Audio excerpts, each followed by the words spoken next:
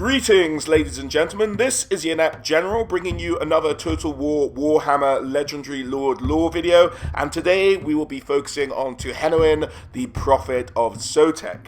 Now, for those of you who are regular visitors to my channel, the main audio for this video has been taken from a video I did a little while ago on the likely legendary lords for the Lizard Men, but I've redone the visuals, so if you have seen that video, you might see some new stuff here, but if you have already seen it, do feel free to skip this one, but if you haven't, do please sit back and enjoy. The Prophet of Sotek. So to tell the story of the Prophet of Sotek, we really have to kind of tell the story of Sotek worship in Lizardmen society as a whole. For the most part, the Lizardmen worship the Old Ones, and they started to revere the Old Ones as gods, and there are a few named Old Ones who are particularly worshipped amongst the Lizardmen. Now, in a temple city in Lustria of Shakwa, there were some plaques. Now, these sacred plaques I've mentioned before, but the sacred plaques are essentially where the Lizardmen believed the Old Ones, after they left the Warhammer world, wrote down their plans, kind of wrote down everything that would happen in the future and what the Lizardmen should do to realize the plans of the Old Ones. Now, in Shakwa, there were these plates that didn't exist anywhere else, and they spoke of a prophecy.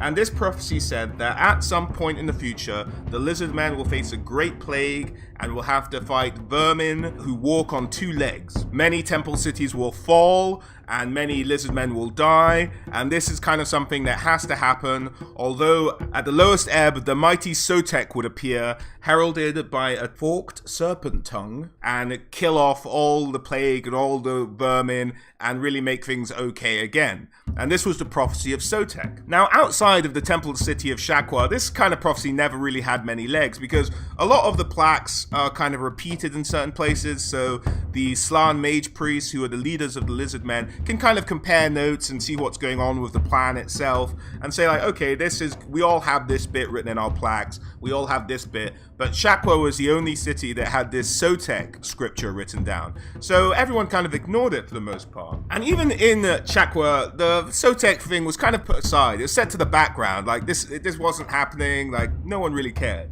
And then suddenly a massive plague hit Shakwa itself, and disease started to spread amongst all the Lizardmen.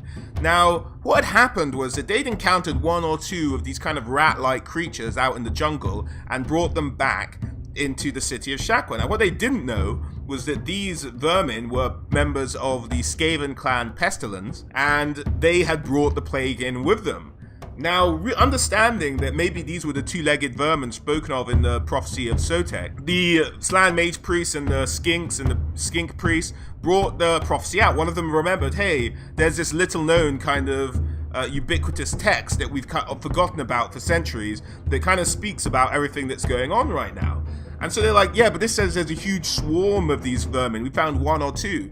So they sent out their scout pterodon riders to go and check out the jungle and see what they could find. And indeed, in the ruined city of Quetza, just to the southeast of Shakwa itself, they found a huge nest of ratmen stroke Skaven. And they're like, oh my god, this is happening, the prophecy is real, we're all about to be wiped out. But the plague was just devastating the entire city. The Slan mage people began to fall. The spawning pools had begun to birth deformed malcreations that only lived for a few hours. So their spawning pool had been infected. The whole city was just being completely ruined by this plague. And essentially, as the Skaven are wont to do, once the disease kind of hit its peak, the Skaven marched on the city. Now, at this point, the Slan mage priests are too sick to lead or to do anything. And so one of the skink priests, the most intelligent of them, known as Tehenuin, took up the title of the Prophet of Sotek, had his crest gone red, his little crest gone red, and he became the first Prophet of Sotek. This newly anointed Prophet of Sotek led the Lizardmen away from the city of Shakwa and began to preach in all the other Lizardmen cities of what was going on. And he said, guys, this plague is spreading, the ratmen are following it, they're gonna try and kill us all, we have to come together, we have to make millions of sacrifices to the god Sotek, and then Sotek will appear and wipe these ratmen from the face of the earth. And at first, people are skeptical. They're like, this guy's a bloody loony. Sotek isn't an old one, he's just some snake god. What's he talking about? So the Prophet of Sotek continued, but in the face of the rising plague and the fact that the Skaven were obviously increasing in number and marching over temple cities, they're like, oh shit. This is real, so we have to worship Sotek and start making sacrifices. And indeed, the Skaven aren't known for kind of standing their ground. So in their battles with the Skaven, the lizard men would amass just huge amounts of Skaven prisoners, and it said that columns of Skaven prisoners marching back to sacrificial cities used to take days to pass a certain point. Huge amounts of Skaven were sacrificed. Millions of Skaven were sacrificed.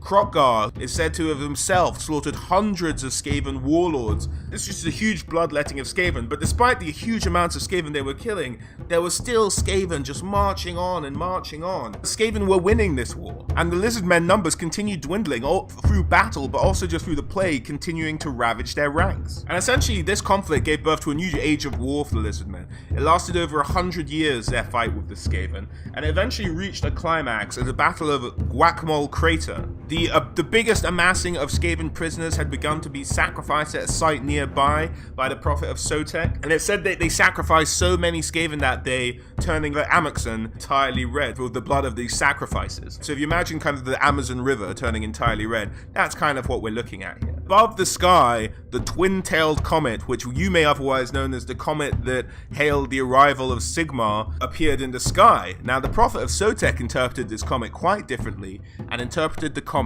as the forked tongue of the serpent of Sotek. And he was like, we've done it, we've summoned the power of Sotek. And indeed, almost the entire ground around Lustria erupted with snakes emerging from every nook and cranny to form this mass carpet of moving snakes moving through the jungle and just wiping out all the Skaven before them.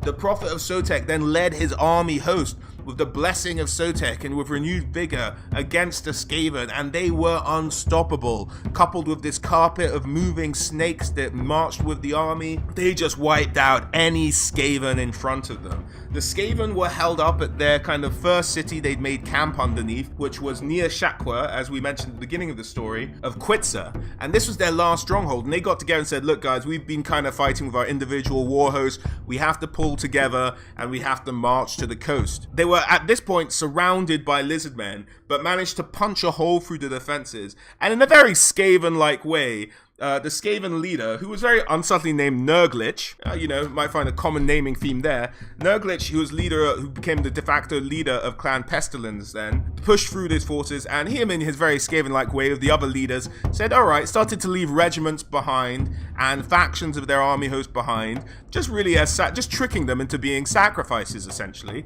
while they made their escape to the coast. The Skaven got to the coast with the lizard men and their carpet of moving snakes hot on their heels, and they had this ramshackle fleet built and set sail. And at this point, the lizard men arrived on the coast having killed all of the sacrificial pawns who'd been left behind, and they got to the coast, and this is where the legend of Sotek truly takes shape.